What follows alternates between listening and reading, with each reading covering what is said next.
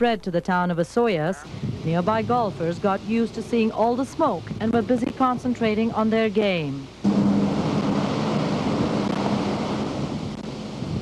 Bombers were called in to put out part of the blaze, which was a few hundred meters from the Osoyoos border crossing. The fire is still out of control.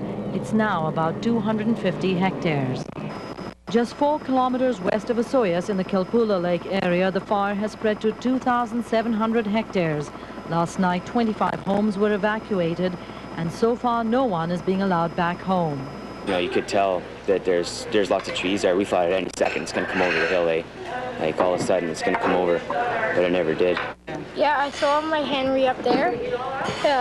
I was at my birthday when it was going. I saw the lightning strike, but I thought nothing would happen. When they came, I was like trying to grab all my animals, and then we just left. We have lots of fruit trees. That's what we're most worried about, losing our farm situation. But the house would be a sad thing to lose also. The fire started 2 days ago in Washington State, and then it moved north.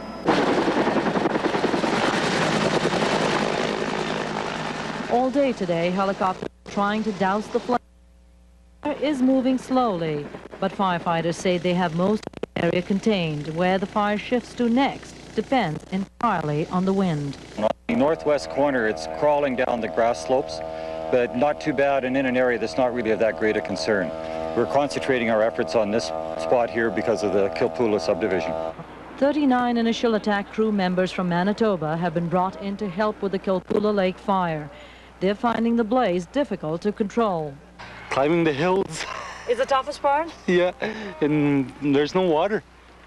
There's no water, yeah. You just gotta wait for your skidders to give you water up the hill, and it just comes when they go back here and fill up. To date, there have been 142 fires in the South Okanagan. The average is 133. And the Weather Office has bad news for firefighters. It's predicting more lightning and thunder tonight. Near Osoyoos, Mohini Singh, CHBC News. Meanwhile, the Garnet fire near Penticton was virtually contained this past week. Evacuation alerts for all areas were lifted, but the Ministry of Forests says it'll be some time before the fire is completely out. Lightning also caused major problems in the North Okanagan this week, stretching firefighting resources to the limit. There were more than 40 fire starts in the Vernon Forest District after Wednesday lightning storms, and then more again on Thursday. The largest fire was a 20-hectare brush fire near Swan Lake, not far from home.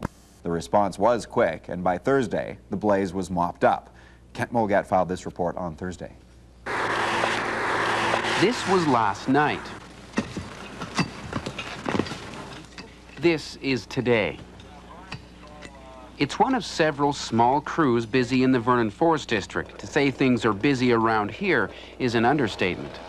For a while there, about every minute and a half, every 2 minutes, we were getting fire reports coming in. Yeah, Roger, Missy, you can check on fire. I think it was 97, the last one I did. The elevation was 3,200 feet.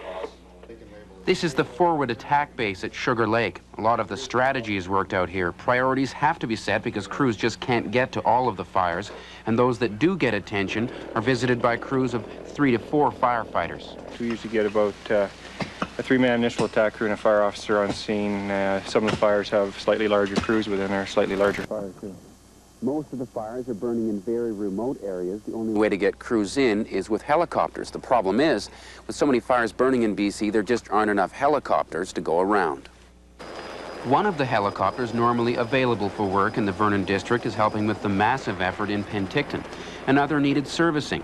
For now, there's just one chopper available in the entire district. If we had more helicopters available to us, then we could be deploying more crews a lot quicker than we currently are, yes. As you see in the camp around us, we have other people waiting. As a helicopter becomes available, we'll be deploying more crews to additional fires. Even as this crew is finishing up at a fire not far from Silver Star, another thunderstorm passed overhead. It left behind some very large hailstones and, no doubt, more fires. If that occurs, we're really going to be strapped again, and all we can do in situations like that is we have to prioritize what is most important, and we'll be taking action on those, and some others are just going to have to sit and wait. I've never seen. You can find the near Vernon, Kent Mulgat, CHBC News. A tragic boating accident on Shuswap Lake left witnesses wondering about the response to the collision. We'll show you what an investigation revealed as This Week in the Okanagan continues.